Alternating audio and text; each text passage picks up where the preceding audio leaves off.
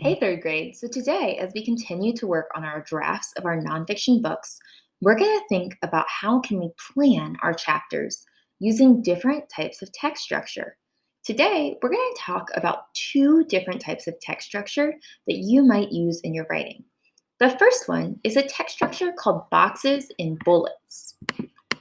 I'm going to use this text structure to plan for my first chapter, Baking Tools.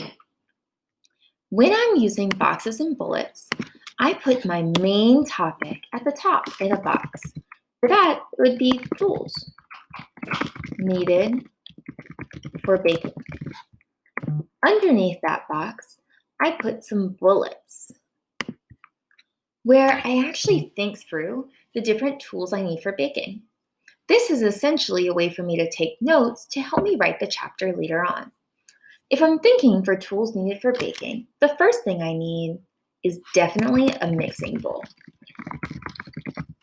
In fact, you probably need a bunch of these because baking can get messy and it's nice to have new bowls to put things in.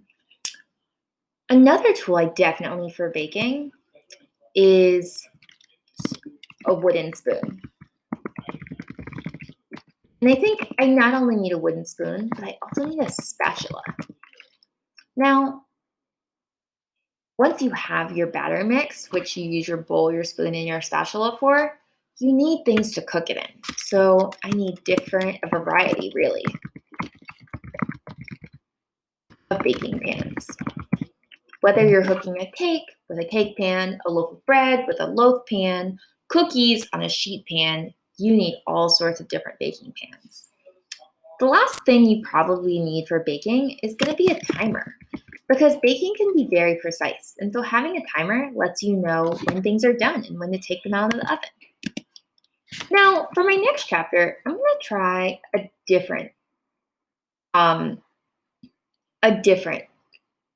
text structure. I thought about using the same boxes and bullets, but I realized that if I'm doing boxes and bullets, then I would have maybe a million bullets for baking ingredients. And I don't want to write a million bullet points. That feels like it would take too long. So instead, what I'm going to think about is how to use cause and effect. With cause and effect, you start with an if statement and then you write then. So my if could be if I'm baking cookies, then I always need the big I, then I need flour, sugar, chocolate chips, baking powder, and spices. Now, sometimes you're not baking cookies though.